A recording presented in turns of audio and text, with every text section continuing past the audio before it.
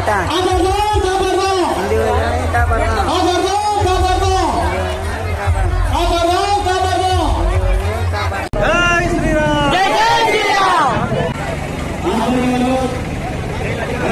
జిల్లా వైకరాపేట గ్రామంలో వైజంక్షన్ నుండి పాండురంగ స్వామి దేవాలయం నుండి వైజంక్షన్ వరకు హిందూ చైతన్య పాదయాత్ర మరియు వైజంక్షన్లో ఉన్నటువంటి జగతి అప్పారావు కళ్యాణ మండపంలో హిందూ మహాసభ అనకాపల్లి జిల్లాలో ఉన్నటువంటి హిందూ బంధువులందరం కలిసి కూడా ఏర్పాటు చేసుకుంటున్నాం.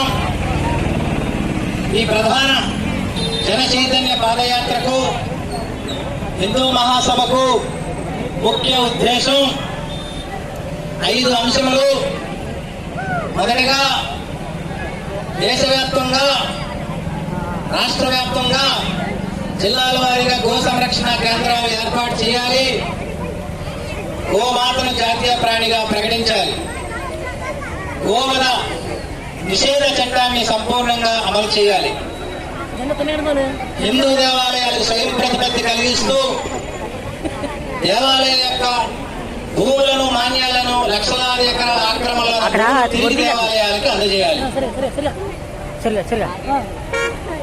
ఋషి భాష అయినటువంటి భారతీయ సంస్కృతి భాష అయినటువంటి సంస్కృత భాష యొక్క విశ్వవిద్యాలయాలు దేశవ్యాప్తంగా రాష్ట్ర వ్యాప్తంగా వెంటనే స్థాపించాలి.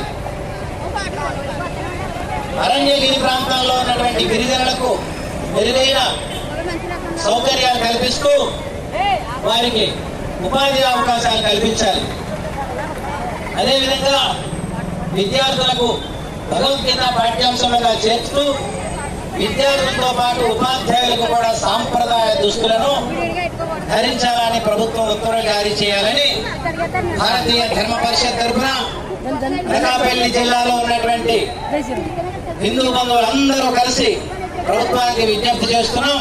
మరికొద్ది సమయంలో హిందూ మహాసభ జగతి అప్పారావు కళ్యాణ మండపంలో ఉంటుంది. ప్రపంచంలో అన్ని దేశాలు కూడా భారతదేశానికి వచ్చి భారతదేశ సంస్కృతి, భారతదేశ నాగరికత, భారతదేశ సాంప్రదాయాలు తెలుసుకుంటూ వారు భవ్యంగా జీవంగా దేశాలని బాగుపడి చేసుకుంటూ అభివృద్ధి చెందిన దేశాలు కోవలో ఉన్నారు. కానీ మన దేశం నేటికి కూడా స్వాతంత్రం వచ్చి 76 సంవత్సరాలు అయినప్పటికీ కూడా ఇంకా నిరుద్యోగ సమస్య ఎందుకుంది? ప్రజలకి కావలసినది ఉచితాలు కాదని, భారతీయ హిందువులందరికీ కావాల్సింది ఉచిత విద్య, ఉచిత వైద్యం, ఉద్యోగం. ఈ 3 ప్రజలకు ఇస్తే చాలని తెలియజేస్తూ ఆ విధంగా ప్రయాణం చేసేవారు లోకంలో ధన్యత పొందుతారు.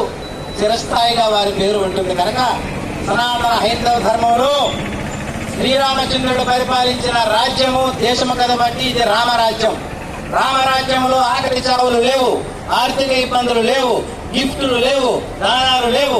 అందరు ప్రజలు కూడా సుఖ సంతోషాలతో ఆర్థికమైనటువంటి పరపతో ఉన్నటువంటి దేశం ఇది. సుసంపన్నమైన దేశం. ఈ దేశం నుండి ఎందరో దోచుకున్నారు. అయినప్పటికీ కూడా ఈ దేశం యొక్క స్థితి ఎన్నడూ మారుమోగలేదు. ఇప్పుడు ప్రస్తుతం భారతదేశం ప్రపంచ దేశాల్లో కూడా విశ్వగురువుగా ఉంది.